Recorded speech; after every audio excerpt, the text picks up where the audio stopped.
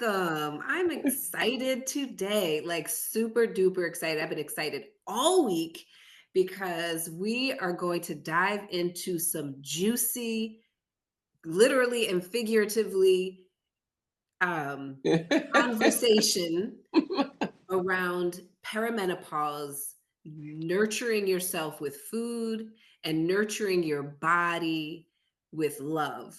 We have an expert practitioner with us today, Jenna Perkins, who specializes in sexual health and pelvic floor health. And we have Michelle Beckles here, who is a vegan chef extraordinaire, and she is going to talk to us about nourishing our bodies. And we already have her breakfast and what she's having for lunch. So this is going to be so good. So I want to introduce you to Jenna Perkins. Jenna, if you could come off mute and say a couple things about yourself and the work that you provide and the service you provide for women, and then just one thing you wish more women knew about this stage of life. Awesome. So I am Jenna Perkins. I'm a women's health and gender related nurse practitioner, and I'm CEO and founder of Discover Health, where we help women tame their most taboo concerns. I think that it is important to recognize that the work that we do at Discover Health is central to the work that Black women are entitled to, right? Meaning that we offer time with our clients so that we can get to the root cause of what your issues are. So instead of just treating your UTI with the antibiotic, we're trying to figure out why are you having urinary tract infections. Instead of just saying, oh, you're having pelvic pain or pain with sex, let's give you some medications or a plan to treat it. Let's figure out the root cause of why that might be happening. And it is no surprise to me, but maybe a surprise to your audience, that a lot of these complex GYN conditions are a result of hormone changes, whether that be hormone loss with perimenopause and menopause, or PCOS in young women, or even exposure to the contraceptives. So things like the combined birth control pill can change your hormones and cause things like urinary tract infections, pain, vulvovaginal infections, hot flashes, night sweats. Name a part of the body, and I will tell you how hormones affect it and impact it. So it truly is an honor to care for women. As a Black woman, I am particularly interested in caring for Black women.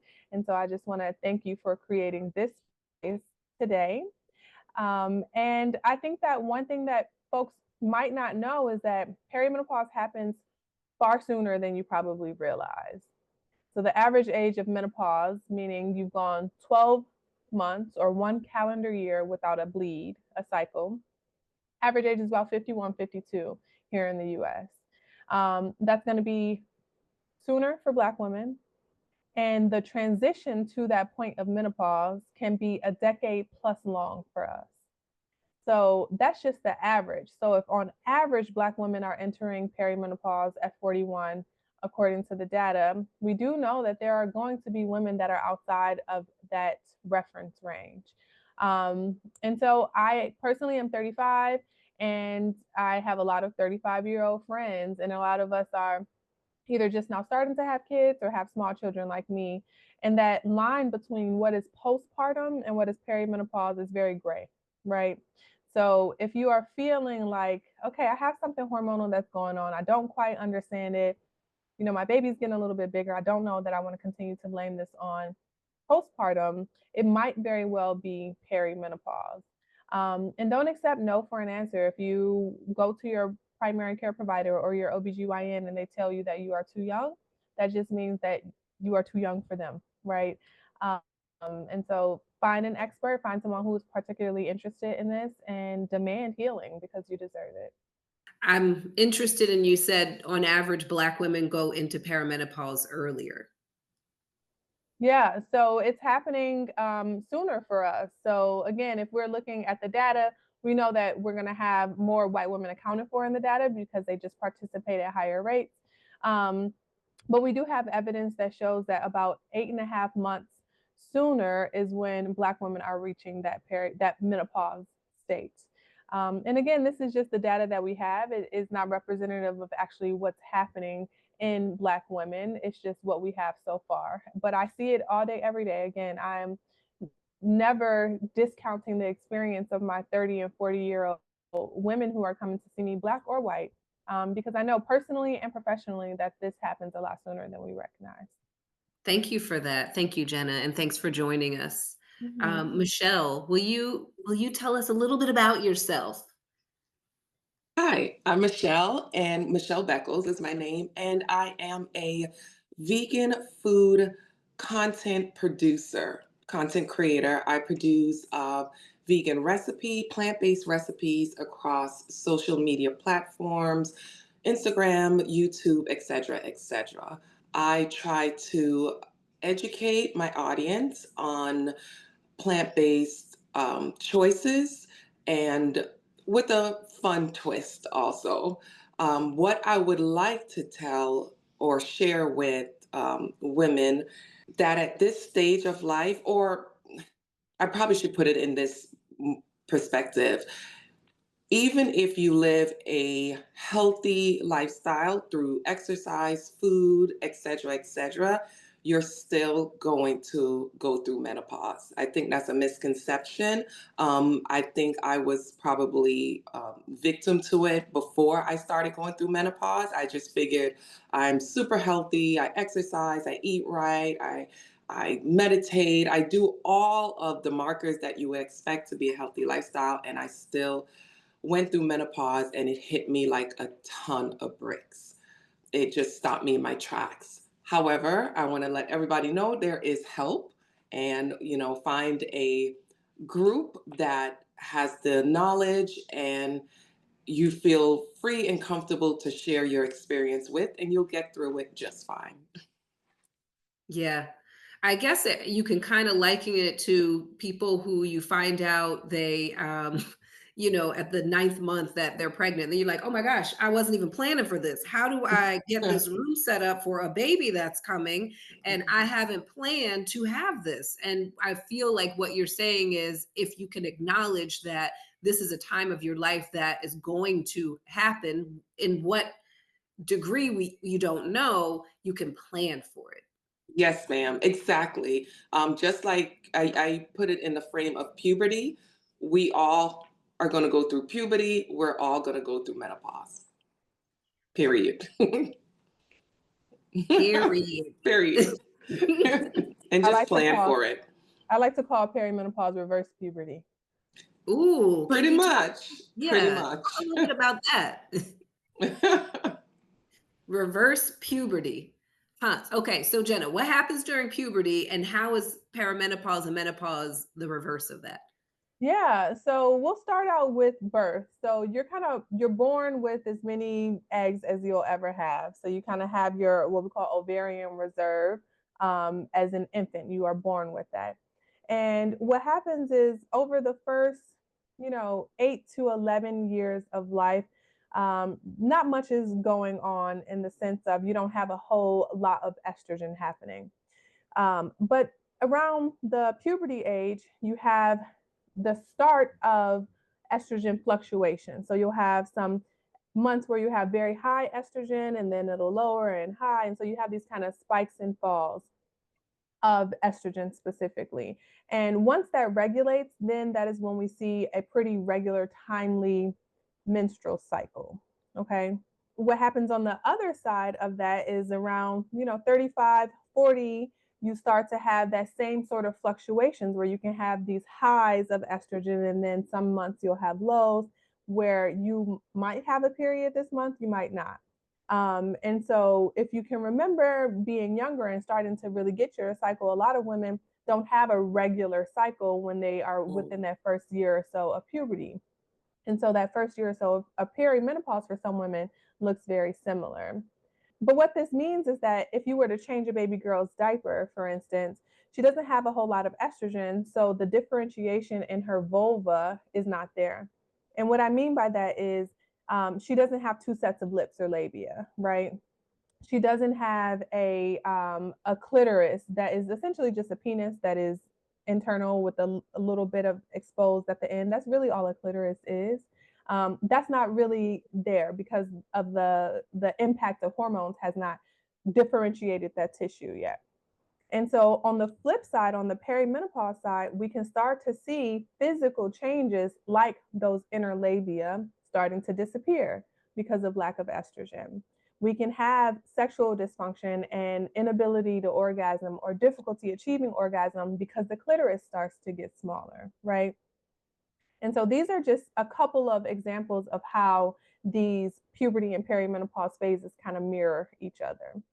Um, and so I came to this work through urogynecology, so helping women with bladder dysfunction, and quickly realized that it is the lack of estrogen that is not protecting this tissue, the urethra where you urinate, doesn't have the protection that it needs when estrogen is not around. Then you're going to have more urinary tract infections, more overactive bladder, more bladder leaks, because that is a result of lack of estrogen. I know that was a lot, but It's very informative, though. Yeah, my I mind is learned a lot right just now. now. I, I don't want my clitoris to get smaller. This is kind of a lamenting thing for me right now.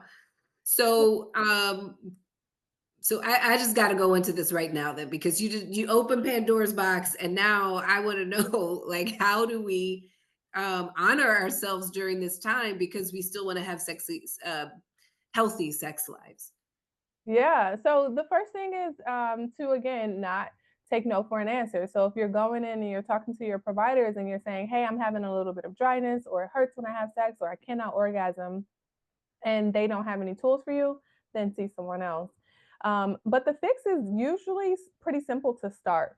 So a vaginal estrogen cream is a local therapy. So it's not systemic hormone replacement therapy. It won't help with hot flashes, skin changes, heart palpitations, trouble sleeping, all the other drama that comes with perimenopause.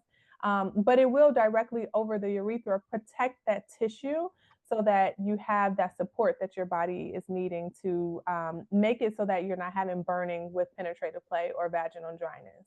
So that is usually step one of a local low dose vaginal estrogen, maybe even some vaginal testosterone, that could be super helpful at helping the integrity of the vulvovaginal tissue. So you don't have to suffer, even if you don't want to take systemic hormone replacements. If you want to do something that is safe, almost every woman is a great candidate. Even if you have cancer, you might still be a candidate to use this therapy.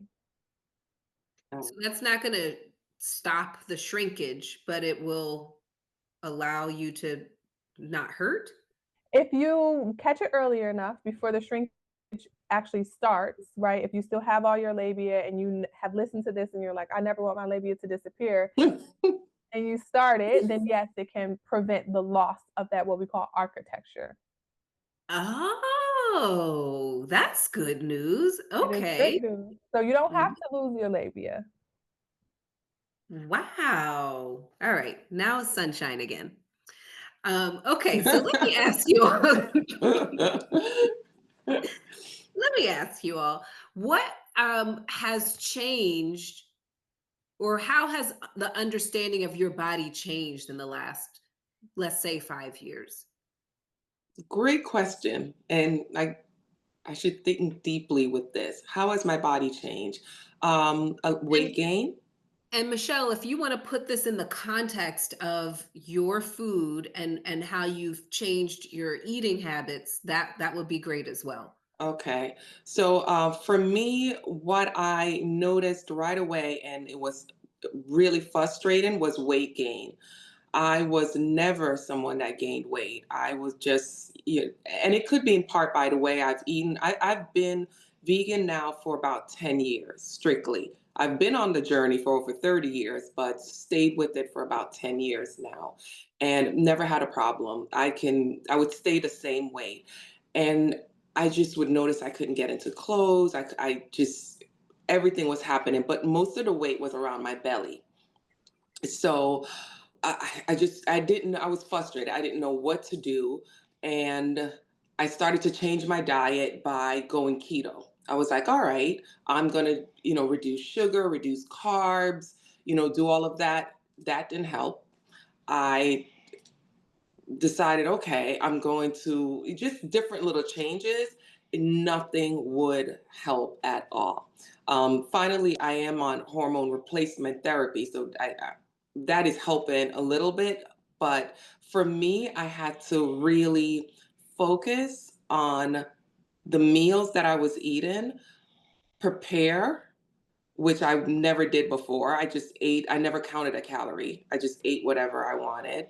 But now I have to really be intentional about what I eat, counting calories, and really preparing like meal prep for what I'm going to consume. So it's changed a lot. It has. I have to be more intentional, basically, with my diet.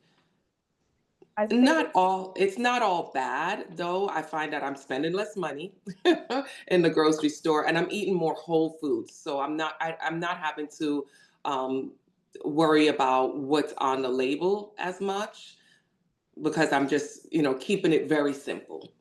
weight gain is a huge thing that clients come in, and maybe they're seeing me for UTIs or sexual dysfunction, and then I bring up weight gain, and they're like, "How is this also in your wheelhouse?" Um, but the reason being is that estrogen does a ton of things. One of the really cool things that it does is it actually sensitizes insulin. So insulin is another hormone, and what insulin's job is takes the glucose or the sugar, the energy that you get from eating, and it takes it out of your bloodstream and puts it where it needs to go. For instance, your brain, your bones, your muscles. It's how your body fuels itself. Is insulin taking that sugar out of your bloodstream and putting it where it needs to go.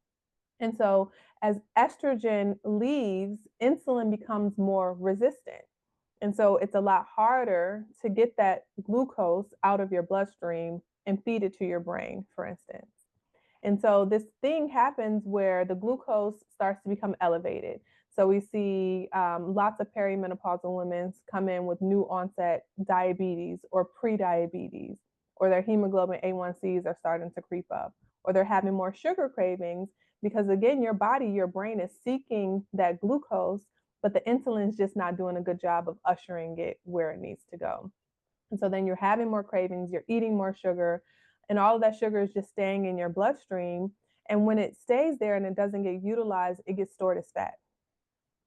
So that menopause belly is a big part of why we see increased risk of heart disease in menopause and perimenopause, is because that concentration of that belly fat is some of the most dangerous fat.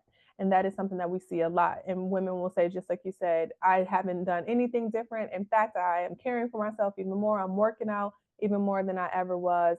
But there's a metabolic process that is being interrupted as estrogen starts to decline. Mm, thank you. You're welcome. Wow. So I follow on to that, and it's almost a two-part question. But what are some things? What are some pointers that you have for us during this time, and how can we, learn to love our bodies during this time as well, loving on ourselves during this time as we understand the transition our bodies are going through. I say just give yourself grace and recognize that your body is going through a transition, and you can't outrun, you can't out eat, you can't out weight train that transition. And so I think having the knowledge of, hey, something is different, literally different about me is super influential, and it just allows you to be kinder to yourself, and to recognize when you need help and when you need support. So if changing your diet is not enough, if changing your exercise routine is not enough, then you can find out who is the experts that can help you. And maybe you need some support like hormone replacement therapy, or even these GLP-1 medications are incredible for helping you to lose that perimenopause weight. So there are resources, but just really the kindness comes from the grace and the understanding that it is not a failure. You are not broken. You are not doing anything wrong. It is just a transition that you are in. Jenna, I tell you, this is the information I wish I heard at 30 because I really was beating up myself. I was like, this doesn't make any sense. Why am I doing everything right? And it's just not happening. Yeah. And then you get Yeah. discouraged because it's like, I don't have time for this. I'm doing all of this and I have small children and I want to be a business owner, or I, want to climb the Yeah, you corporate have ladder. other things happening in your life. Like, who has time for this? So then you stop everything, right? So you stop taking care of yourself, you stop eating right, you stop exercising because you're like, well, all that effort isn't paying off anyway. Hmm. And you get depressed. For sure. And the depression might be because of the weight gain and how your body is physically changing, but also your brain needs estrogen, needs testosterone, needs progesterone. So you see a huge uptick in things like depression and anxiety when you are going through these hormone influences. So yes, you can have depression and it could be a result of the lifestyle that you're in, right? Because you're in the sandwich. You have small Hmm. children, aging parents, right? Trying to get to the height of your career, all of these life stressors, but then also internally, you have these physical changes that are literally making you more anxious. The lack of Hmm. progesterone will skyrocket your anxiety. Your irritability increases, depression definitely increases, and that is a chemical thing that happens in a metabolic process. I wonder if we can talk a little bit about exercise. We brought that up a few times. And I know that growing up, exercise was sports. We think of exercise and you got to work out, girl. You better get it in. I know as I've gotten older, my exercise routine has changed. I used to be a runner. My exercise routine has changed. And now I practice yoga and I walk and I dance. And I was reading this book that said it's so important for women to recognize what exercise is for you, like what exercise brings you joy. And I'm quoting exercise, but what movement brings you joy? And that could be weight room. I know one of my friends, she can't wait to get in that weight room. It could be running, it could be walking, but I think it's also about honoring your body so that when you go to exercise, it doesn't feel like work. It feels like this is something that I enjoy, doing. And also I'm nourishing my body. So just wondering if you have any, comments around that. For me, it sounds familiar, just like what you said. I love exercise. I've exercised ever since I was a teenager. It's just something I love to do. I used to love running. Like, I was at a half marathon every month. Just love running for miles. Now that I'm at this phase, I just can't do it. So running is just, my body won't let me, even though my mind is like, yeah, I can't do it. So walking has become my favorite exercise alongside weight training. I love weight training. So those two combination to me helps get rid of a lot of stress, and it's non-impact on my body also. Yeah. Yeah, weight training is essential in this phase of life because we want to protect your bones. So hormone loss causes bone death, right? So if you don't have estrogen feeding your bones, then it's going to be hard to lay down new bone, and so you have increased risk for things like osteopenia and osteoporosis. And one of the best things to combat that, besides doing hormone replacement therapy with estrogen, is to lift heavy weights. Heavy weights are also going to allow you to build muscle mass, which year over year, if you don't change anything, naturally you will lose muscle mass. A part of that is thought to be associated with the decline in testosterone. Um, so lifting heavy is good for your bones, it's good for your mental health, it's good for your muscles, it's good for your brain. It can help to manage the weight. And walking is something that is accessible. So we really need to be making sure that if you're trying to lose weight or maintain your weight, you're not going to do something that is expensive or cost prohibitive or time prohibitive, right? Like you can do a walk after a meal. You can start out with a 5 minute, what I call fart walk. So you eat your meal, you take a quick walk to digest it. And that can be really helpful because you, again, are in this phase of life where you are so busy and so overworked and so overwhelmed. You want to give yourself a fighting chance. And so walking and weightlifting are great. Flexibility workouts also would work. Yeah. Yoga is great. Pilates is something that is good. But again, the most evidence we have is going to be with like put something heavy in your hand. Weight training. So Okay. put it down. Perfect. Yeah. Yeah. And I think that it allows you, again, body movement, right, is really important for us, even throughout the day. So a lot of us have sedentary jobs, but just getting up every 15 minutes and moving your body and getting the juices flowing can be really, really valuable and underrated as something that will allow you to, continue to allow blood to flow through your body. I'll just put it that way. So question for you all, what is one, and I will ask Michelle if you want to start out with this one. What's one unexpected joy or surprise that you found while navigating perimenopause or supporting others through it? The joy that I found that there's actual help, that there is medications that I could take. I thought I just had to live with all of the symptoms that came with it, and I was overjoyed to find out that there was something called HRT, hormone replacement. And yeah, that has been the best joy for me. I've been telling all of my friends, most of my friends are like late 40s, 50s. So we're all going through it. And it's just, I feel so blessed that I found out about it and that I'm able to share it with them and give them hope. Now, I will say a lot of them are cautious. And I'm guessing because of what ever information was put out there that it's, stay away from it, don't take it, it's not good for you, you're going to get, I don't know, cancer or something. But I'm here as living proof to show them that there is help. I'm back to normal. I'm feeling great. And I just want to share it with everybody. Just shout it from the Yes. rooftop. Woo! And I want to piggyback off of that because your doctor is Dr. Peebles, and she was Yes. on our panel last night. She's so amazing. Amazing. Just fantastic practitioner. And you'll be on our retreat that's coming up June 22nd through 27th. And I'm really Yes, excited ma'am. about that because we will be talking perimenopause. I mean, it's not going to be the entire time because, who wants that? But we will definitely be learning more about these questions that our mothers and our aunties, didn't know how to answer. Exactly. I think it's a wonderful experience to be around a group of women that have knowledge to be able to talk about this, for you to have a comfort in talking about this, and to have a little fun too. So Girl, I'm yes. excited about the trip.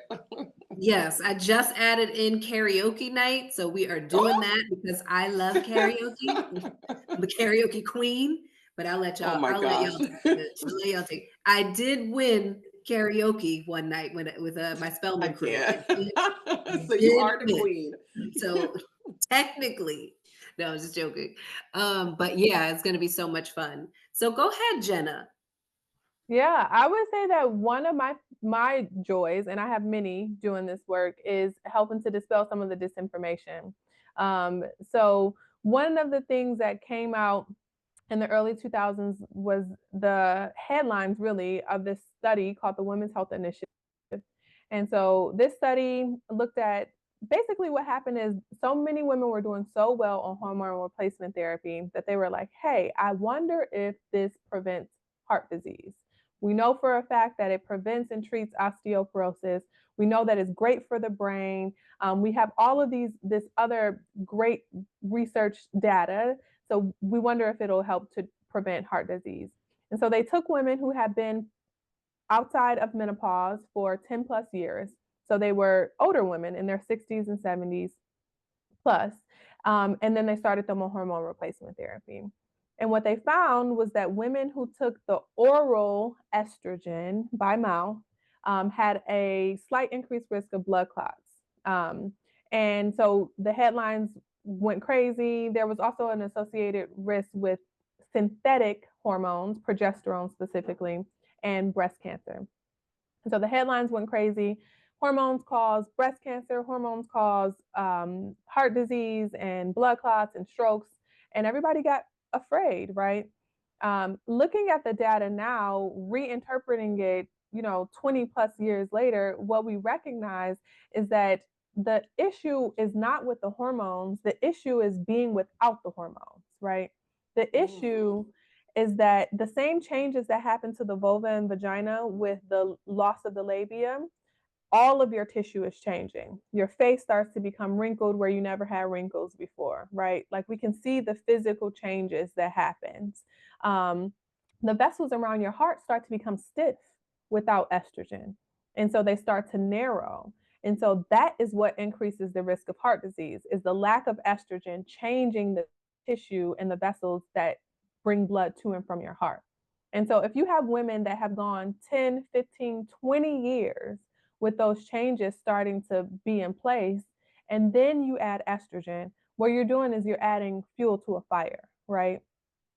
And so, what we should have taken away from that study is not that estrogen causes blood clots, strokes. It's really that lack of estrogen and then adding estrogen to older women who are already sick can hasten blood clots, strokes, heart disease.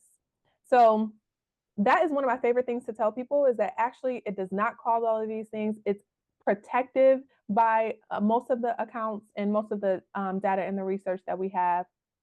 So, if we're talking about how to increase longevity of women, specifically Black women, we have to be addressing heart disease risk because heart disease is the number one killer of women. More than all cancers combined, women are dying of heart disease. And so we really did a disservice to an entire generation or two because they have gone without hormones, right, for all of this time because of these headlines, not even because of the data or the study itself. It was the interpretation of the data by media. Um, it also does not cause breast cancer. Synthetic progesterone was associated with a very small increased risk of breast cancer, smaller than smoking cigarettes, smaller than sedentary lifestyle, smaller than a lot of other things that we know increase risk, like alcohol, that increase risk of cancer. But nobody's like, hey, don't drink or you're going to get breast cancer, right? Nobody is saying that. Nobody. Right.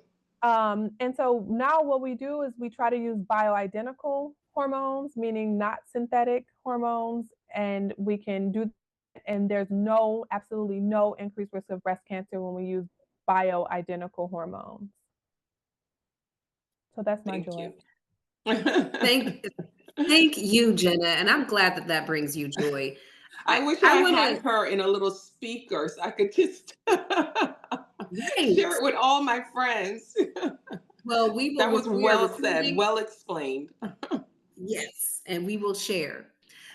So Jenna, I have two more questions left, and I'm going to direct one to you, Jenna, and one to you, Michelle.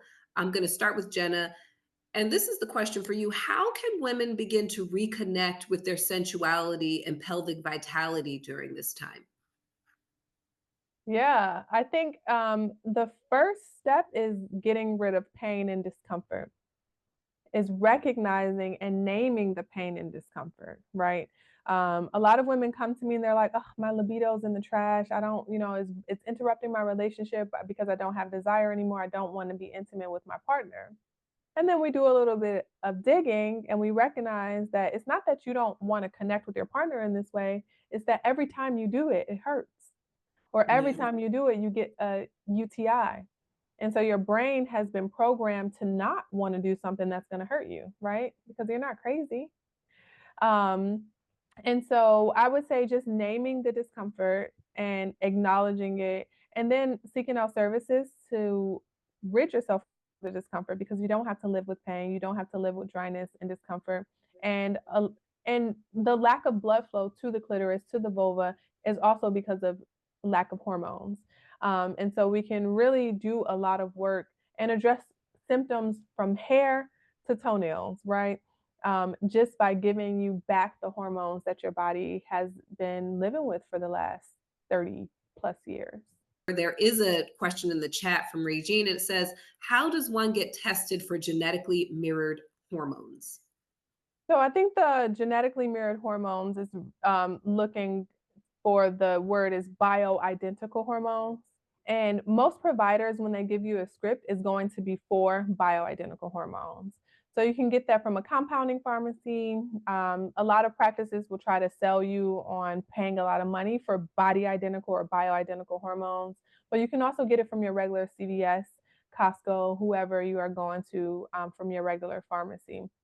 So it's just a matter of asking your provider and saying, hey, I want bioidentical. I'm not necessarily interested in the synthetic hormones.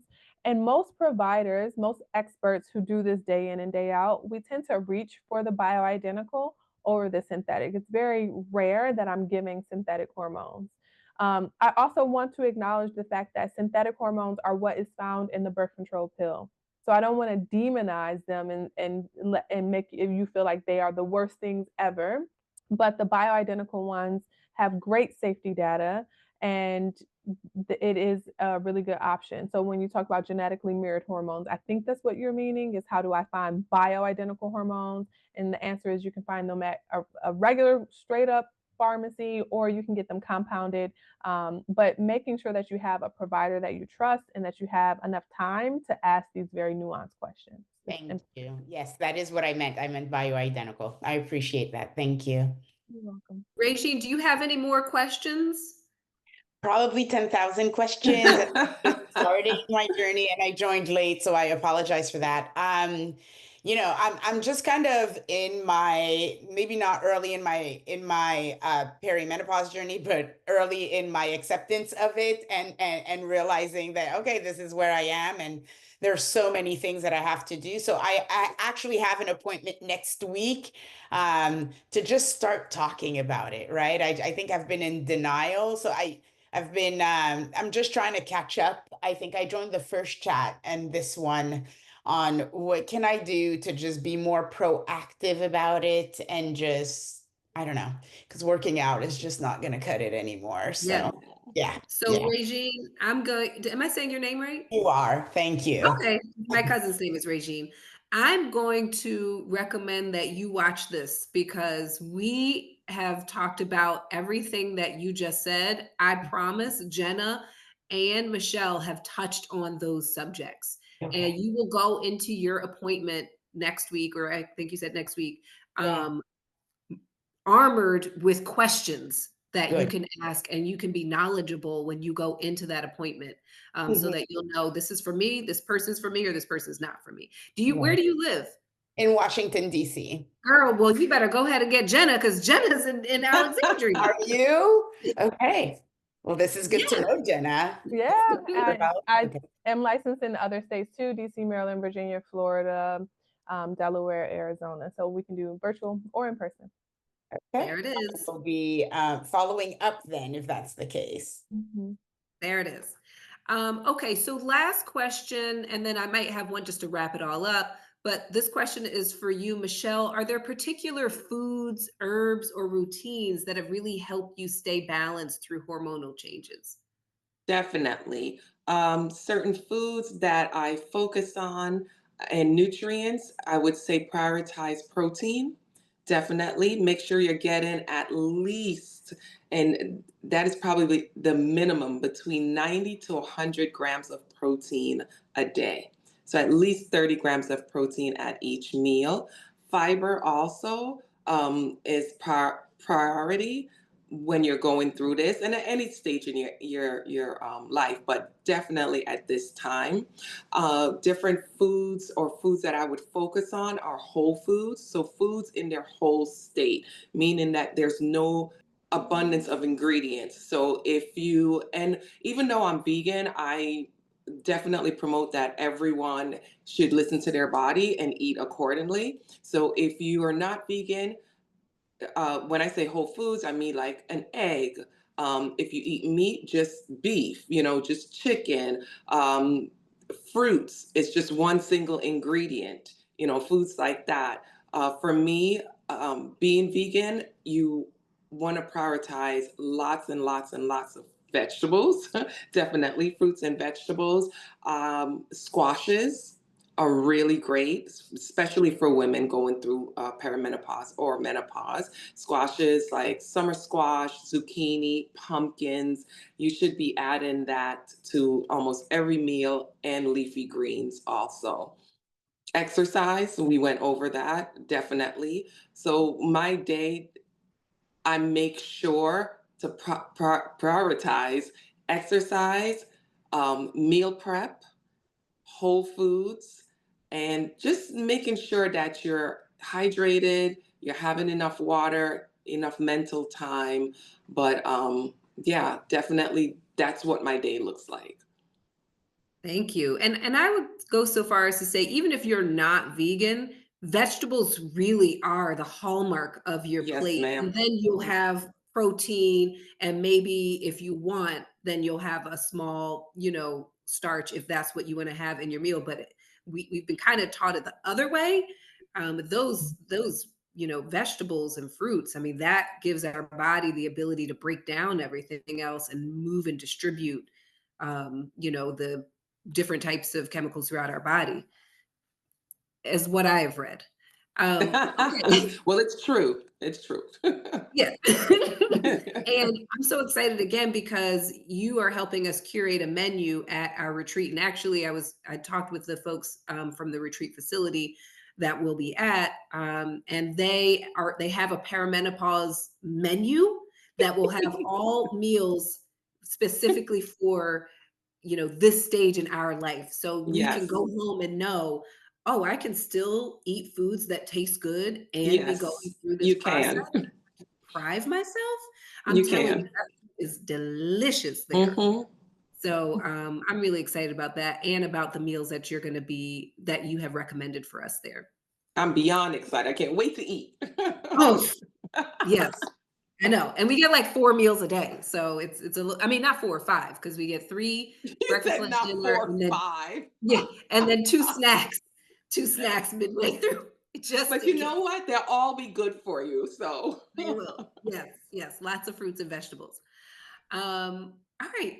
I want to close out with any, last words that you have for anybody who's here now or anybody who may watch this back. I know, Michelle, you talked a lot about had you known this earlier, oh, but just anything that you want to provide words of wisdom as we close out. I want to say there's help. There's a community. Stick with your community. There is help. So you can get through this. Thank you. Yes. I just like to share that one of my favorite visits is the follow-up visit after initiating hormone replacement therapy. So when we do our initial consult, we spend an hour together. And so literally we talk about head to toe, like what's going on with you. And we kind of outline your concerns. And my favorite thing is to do that follow-up visit and just see how many ticks we can get off of things that you were concerned Hmm. about or struggling with. It's like sleep, anxiety, hair changes, skin changes. A lot of that you can make progress really quickly with the right plan and having a good blueprint for your healing. So I would just say that keep going and that it doesn't take forever to notice the improvement. It actually can happen really quickly when you find a trusted professional to work with. Yeah, I love that. And it's almost like you were saying in the beginning, your body goes through changes when you go into when you're going through puberty. And we don't, well, hopefully, we like to give our daughters tools during that time. And Yes. so it's almost like, okay, so now what tools do we have now? I know I was personally having a conversation with Jenna, and I was like, well, I do wake up in the middle of the night every night. Sometimes I'm sweating. And she's like, you know what? You don't have to go through that. Maybe you might want to meet. We can talk about this. So I have my appointment with Jenna tomorrow, and I encourage everyone to find your community and know that there are people out there who are here to help you, and communities that are here to embrace you. So as we close out, when you are ready, you can contact Jenna at Discover Her Health. Easy and very clever. Discover Her Health. And also you can see Crystal on all the social media platforms. How do you want to be contacted, Crystal?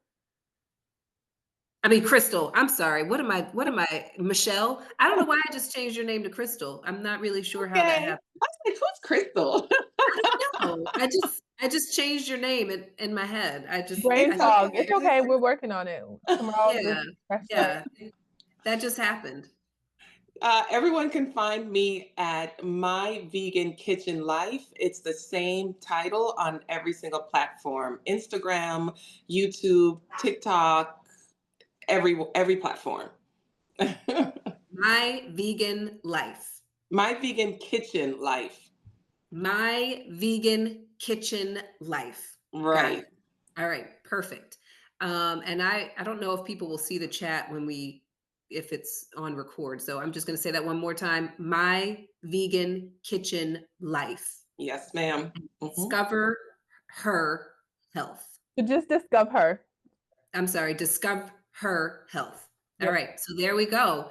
Our wonderful experts, thank you so much for joining. And also, when you're ready to get more information on our retreat that we are having in Costa Rica in the Cloud Mountains, June 22nd through 27th of this year, I think we have 4 tickets left.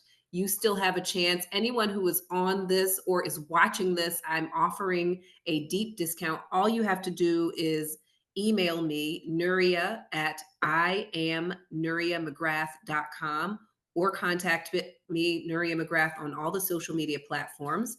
And we will get connected. And I'm so excited for anyone who's watching this on the replay and those who have joined. Thank you so much. I appreciate you. I love you. I see you. And I think that's it for now. Thank you. Bye.